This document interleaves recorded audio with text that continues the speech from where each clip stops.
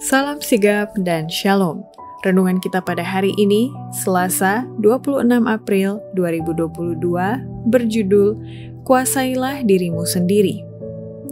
Ayat intinya terdapat di dalam Mazmur 35 ayat 23. Terjagalah dan bangunlah membela hakku, membela perkaraku, ya Allahku dan Tuhanku.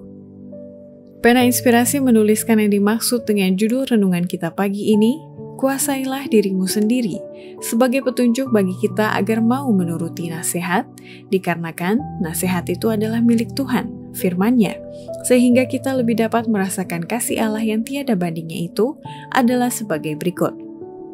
Pertama, orang yang perlu menghidupkan nasihat kuasailah dirimu sendiri, menurut Raja Daud, adalah seorang ibu, karena perkembangan mental anak-anaknya di kemudian hari banyak ditentukan oleh ketenangan dan kekaleman seorang ibu dalam menguasai diri di masa ia membesarkan dan mendidik mereka.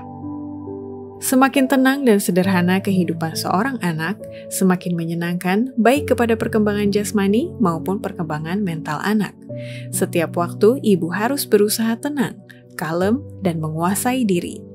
Banyak bayi yang sangat peka kepada kegelisahan dan sikap ibu yang lemah lembut dan tidak terburu-buru yang akan mempunyai pengaruh menenangkan, mempunyai manfaat yang tak terkatakan kepada sang bayi.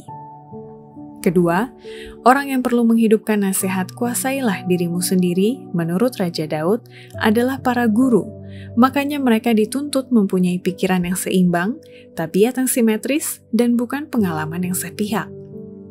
Para guru yang bekerja di bagian kebun anggur Tuhan ini perlu dapat menguasai diri, menjaga agar tabiat dan perasaannya tetap terkendali dan tunduk kepada Roh Kudus.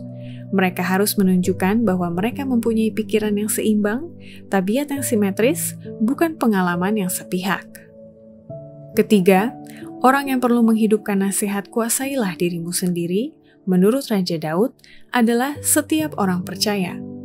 Makanya, cara menguasai diri dalam segala hal adalah mereka perlu memelihara tubuh mereka untuk dipersembahkan kepada Allah sebagai persembahan yang hidup.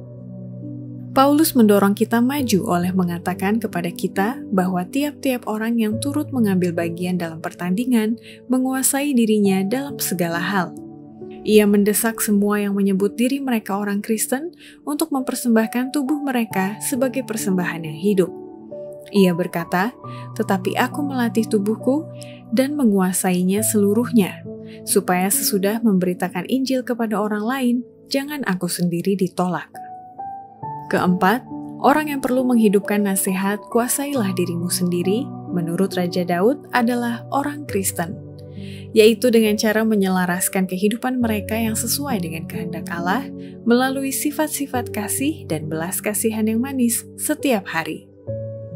Demikianlah juga orang Kristen yang hidup selaras dengan Allah, yang memiliki sifat-sifat kasih dan belas kasihan yang manis, akan merasakan kemarahan yang benar terhadap dosa.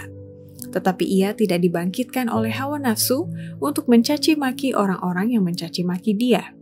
Bahkan dalam menghadapi mereka yang digerakkan oleh kuasa dari bawah untuk mempertahankan kepalsuan sekalipun, dalam Kristus ia akan tetap menjaga ketenangan dan tetap menguasai diri. Demikianlah renungan kita pada hari ini, kiranya Tuhan memberkati kita semua.